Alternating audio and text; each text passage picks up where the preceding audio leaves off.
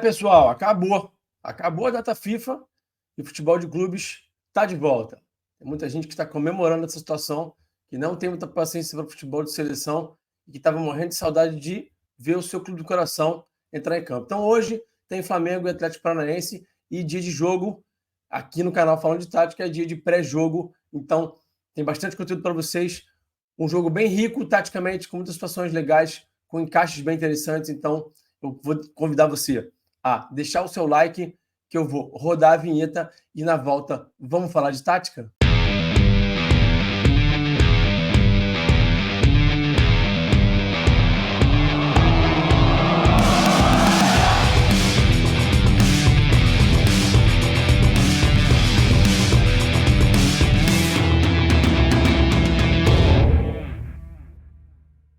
Pessoal, antes da gente seguir para o conteúdo, aquele recadinho básico e muito importante. Curso Explorando o Jogo do LabFoot. Não perde essa oportunidade. Link está aqui na descrição. É muito barato, tá? O custo-benefício é espetacular. Recomendo demais. Vai pagar 15 por mês, gente. É muito pouco, é muito barato, entendeu? Então não perde a chance. Promoção por tempo limitado. Então, cara, corre agora. Link está na descrição e adquira o seu. Uma introdução à análise de desempenho. Conteúdo muito bom, tá? Então, corre agora, não perde essa chance. E vamos para o conteúdo. Bom, a gente sabe que a torcida pensa só em domingo, na Copa do Brasil, é o grande jogo, o jogo decisivo. Torcida, clube, jogadores de uma forma geral, estão com a cabeça muito voltada lá para o jogo de domingo. E faz sentido estar tão concentrado no jogo importante, decisivo, mas hoje tem Campeonato Brasileiro. E aí, será que já dá para o Flamengo jogar toalha? Será que ainda tem chance?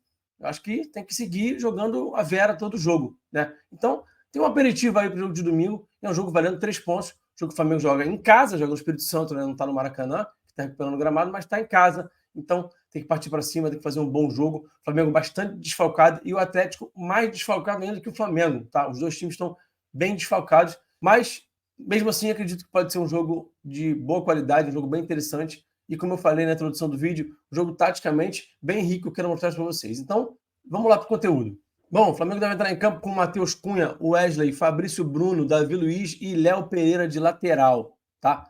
Ayrton Lucas está suspenso, Felipe Luiz apresentou uma contusão na coxa, então o Léo deve jogar de lateral.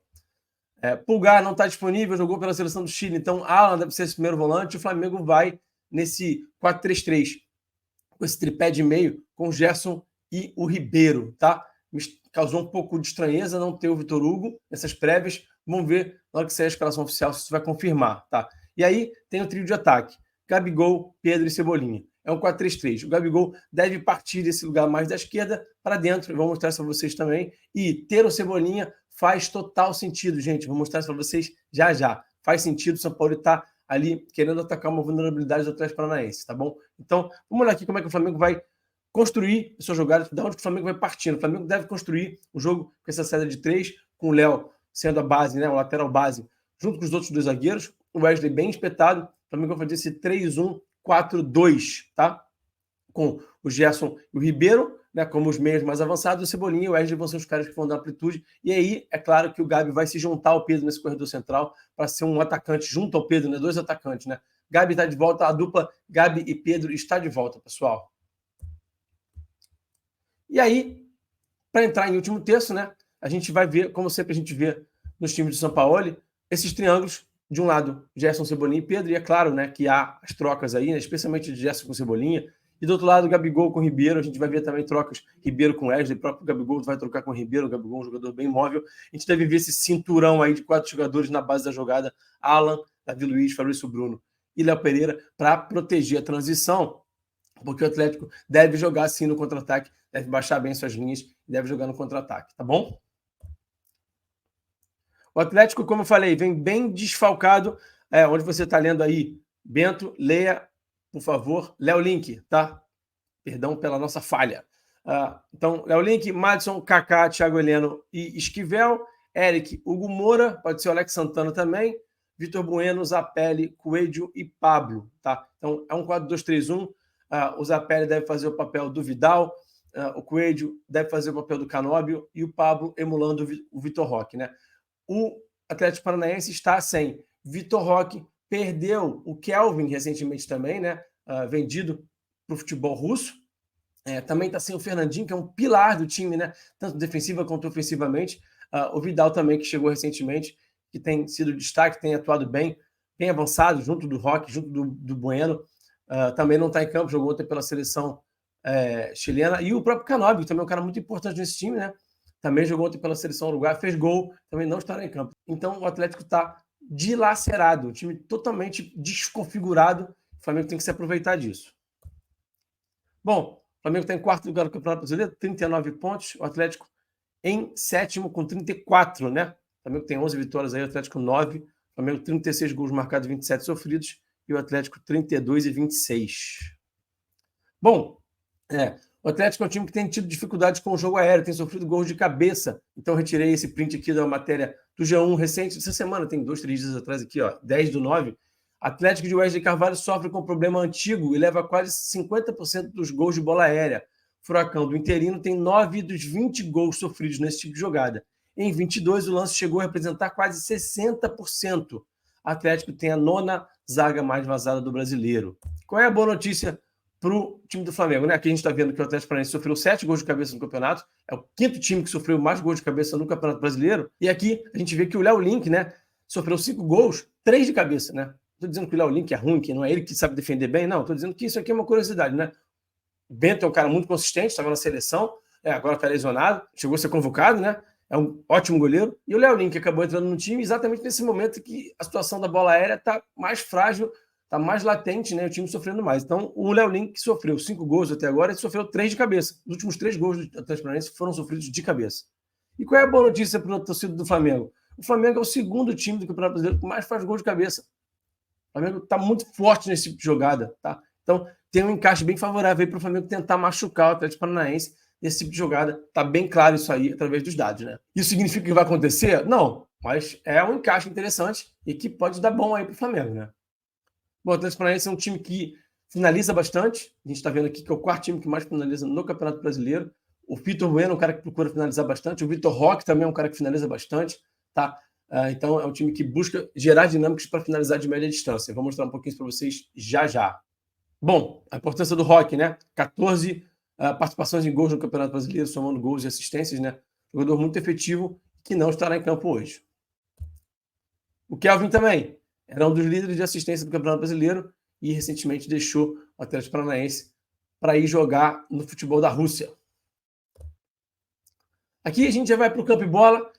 O Atlético Paranaense vai construir com esse 3+2 aqui, sempre com esses 2 volantes, independente das peças que vai ter, né? Essa é a estrutura que vai usar. Interessante o Flamengo subir o bloco, talvez até com 3 mesmo, né? Para igualar e para machucar. Pedro, Gabi e Cebolinha, né? Já que o Flamengo vai ter esses 3 atacantes ali, é interessante talvez subir com esses 3 para gerar igualdade numérica, para incomodar essa última linha, essa construção do Atlético Paranaense, tentar roubar essa bola já no campo do adversário.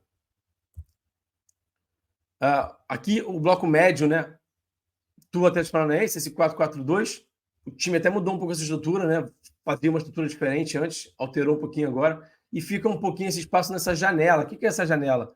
Vou mostrar para vocês aqui, ó. É esse espaço aqui, né, que está, por exemplo, aqui entre o Fernandinho e o Rômulo, né. O Flamengo tem que tentar aproveitar esse espaço aqui nessa janela. A subida de bloco do Atlético Paranaense não é tão eficiente, eu quero mostrar isso para vocês. Essa aqui é uma jogada muito utilizada pelo Atlético e o Flamengo tem que ficar de olho, tá? A diagonal longa. O time usa muito isso, né? É uma dinâmica muito usada. Vitor Bueno no lateral, para o lateral escorar de cabeça, para alguém entrar de frente para finalizar esse tipo de jogada. E aí eu quero mostrar isso para vocês em vídeo já já. Vocês sabem que aqui no canal Falando de Tática a gente mostra vídeo, né? Sempre foi assim, desde o início do canal. A gente procura mostrar muito como é que o time adversário sofre gols e como é que ele faz gols. Para você que está aí do outro lado, né? Poder já chegar no jogo sabendo o que o Flamengo precisa fazer para se defender e como é que o Flamengo pode atacar esse adversário, né? Tá gostando do conteúdo? Não esquece de deixar o like, tá? Olha só isso aqui, ó. Subida de bloco do Atlético, como eu falei para vocês, bastante desencaixada, com muito espaço entre as linhas. Olha só o espaço que o Atlético Mineiro teve para evoluir aqui nesse jogo. O Atlético Paranaense subindo o bloco com 3 e uma segunda linha de 3 muito distante da primeira, né? Bastante distante nesse 4-3-3 na subida de bloco. Então, isso é algo que o Flamengo pode se aproveitar para poder construir com mais facilidade e progredir. Espaço entre linhas de novo, tá? A partir de uma subida de bloco desencaixada aqui do Atlético, Essa subida de bloco do Atlético Paranaense não é muito bem encaixada, não. Bom, aqui falar um pouquinho do Vitor Bueno e falar um pouquinho dos cruzamentos, né? O Atlético Paranaense é um time que cruza muita bola na área, tem uma quantidade razoável de gols de cabeça ou até de jogadas de segunda bola, né? Depois que essa bola é disputada ali na área, essa bola sobra e tem a finalização e o Atlético Paranaense faz o gol. E o Vitor Bueno é muito importante porque ele pega muito bem na bola, né? É um jogador importante, vai estar em campo hoje, né? É um desses que não está fora, né? Desses destaques aí do time. É basicamente o único que vai estar em campo hoje. Ele é muito importante nessas bolas paradas, bate muito bem na bola. Então, uma situação que o Flamengo tem que ficar bastante de olho, porque é uma fortaleza desse time do Atlético Paranaense. O Vitor é muito importante no engrenagem do time, é um cara muito importante na criação, e ele flutua muito. Ele parte de um lugar mais à direita, tá? Mas ele vai muito flutuar, vai para corredor central, às vezes até para corredor lateral esquerdo, vai lá para esse lado esquerdo, criar por lá, gerar umas dinâmicas de aproximação com o Vitor Roque. Eu vou mostrar para vocês também essa dinâmica, tá? E aí, ele faz muito essa jogada daqui, a partir daqui, ele vai fazer aquela diagonal longa que eu mostrei aqui, ó. Né? A partir dessa movimentação que ele faz para o outro lado esquerdo, ele vai buscar essa diagonal longa. Então, a importância do Vitor em fazer essa movimentação para depois tentar esse tipo de jogada aqui, né? Então, a gente vê muito o Vitor aqui nessa zona do campo. Sai desse lado direito e vai lá para o lado esquerdo. E o que isso gera eventualmente, né? Primeiro que isso gera que o Vitor Roque vá compensá-lo aqui, vai fazer cobertura, né? No caso de hoje pode ser o Pablo. E aí, isso é até pior para o Atlético Paranaense o fato de ser o Pablo, porque o Vitor Roque é um cara jovem e muito forte, com uma disposição física muito grande, muito móvel. Então, quando ele precisa baixar aqui do lado direito para cobrir o Vitor Bueno, ele vem numa boa e vem fazer essa cobertura. O caso do Pablo, ele é ainda menos móvel do que o Vitor Roque, né? Então, vai dar mais trabalho para o Pablo fazer esse tipo de cobertura, né? Esse tipo de movimentação. Aqui, de novo, o Roque marcando pelo lado direito, com o Vitor sendo o cara central da marcação. A gente está vendo aqui Roque, Vitor Bueno e Vidal, né? Então, muitas vezes o Roque vem marcar pelo lado direito, porque o Vitor Bueno está lá do outro lado, não dá tempo de ele fazer toda essa trajetória para voltar para o lado direito. Então, ele fica em corredor central e o Vitor vem aqui para o lado direito. A gente pode ver isso hoje, de novo, com o Pablo tentando emular o Vitor. E aí, como eu falei, né? Pior ainda para o Atlético, melhor ainda para o Flamengo, porque o Pablo é um cara que tem menos poder de marcação, menos poder de deslocamento.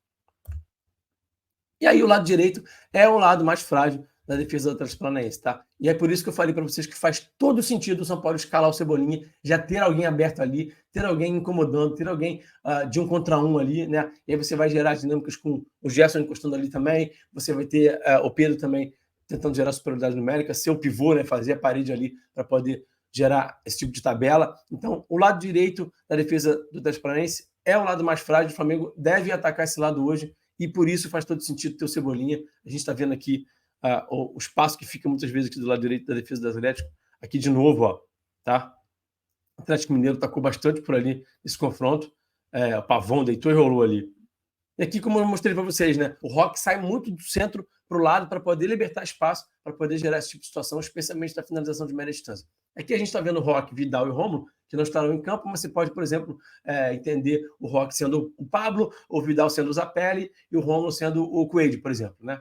Agora a gente vai rapidinho para as imagens. Vamos dar uma olhadinha nas imagens. Como que o Atlético Paranaense sofre gols e marca gols. A gente já viu aqui uma série de dinâmicas e vamos só dar mais uma olhadinha, confirmar algumas coisas nas imagens e analisar um pouquinho. Então, bora lá. Bom, então vamos para as imagens aqui, vamos ver um pouquinho de como é que o Atlético Paranaense marca seus gols, as jogadas fortes ofensivas e também as suas vulnerabilidades, tá? Então, como eu tinha falado aqui, uma jogada muito forte é essa diagonal longa aqui. Como eu falei, né, ela pode ser ou direto de cabeça, né? Está encontrando nesse cruzamento mais de trás, né? Esse cruzamento que não é lá da profundidade, lá da linha de fundo, esse cruzamento que a gente chama de cruzamento de 3/4 na análise, também um cruzamento de pé fechado, tá? Então, lado esquerdo do campo, cruzamento de direita, né? Esse cruzamento vai fazendo essa curva aqui que está mostrada aí na seta para vocês. Então, faz direto e encontra algum centroavante, o Roque fez gol assim, tem zagueiro que faz gol assim também, o Thiago Helena forte nesse tipo de jogada, então faz o cruzamento aqui e acha direto, tá? Então, esse foi um gol recente, foi o gol que o Atlético Paranaense fez contra o Fluminense, tá? Então, vamos seguir. E aqui, essa diagonal longa que eu falei, o Atlético Paranaense já fez alguns gols dessa forma. Acha no lateral, que está rompendo nas costas da última linha, que faz esse movimento de ruptura, tá? Faz esse passe cavado, e aí, ó, ele vai encontrar os atletas que estão aqui já de frente, acompanhando a jogada. Tem uma jogada claramente ensaiada, né? E aqui, mais uma vez, quer ver, ó? Para cá atrás, para cá, faz esse passo para trás, acha aqui. Aqui ainda era com o Kelvin, mas o time continua usando isso com o Maddison. Então, o Maddison também é muito forte nesse ataque, né? A profundidade, é um jogador ofensivamente muito forte. Então, Essa jogada continua sendo usada também agora com o Maddison e esse gol aqui do Roque. E aqui como é que o time sofre gols? Olha só, bastante dificuldade por esse lado direito, como eu já falei, né? O Atlético conseguindo fazer as tabelas aqui, gerando espaço, fazendo cruzamento. Gol do Atlético Mineiro, né? O último confronto do Atlético Paranaense, o time sofrendo gol de cabeça, né? Como eu tinha mostrado para vocês. Gol do Paulinho. Aqui mais uma vez, ó. Lado direito da defesa. Cruzamento mais lá de trás. Essa diagonal. Então, jogada que o Atlético gosta de fazer, mas jogada que o Atlético também sofre, né? Então, sofrendo mais um gol aqui de cabeça, ó. Contra o Fluminense. E aqui contra o Cruzeiro, de escanteio também. Mais um gol de cabeça. Bom, esse foi o pré-jogo Flamengo Atlético Paranaense, 23ª rodada do Campeonato Brasileiro. Teve bastante conteúdo, tem encaixes bem interessantes para o Flamengo, então é para a torcida ficar bem esperançosa, ficar bem animada.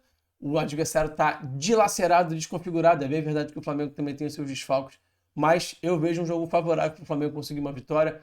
Bons encaixes, boas situações, e o Flamengo tem tudo para conseguir uma vitória aí. Pedro e Gabi juntos depois de 3 meses, hein?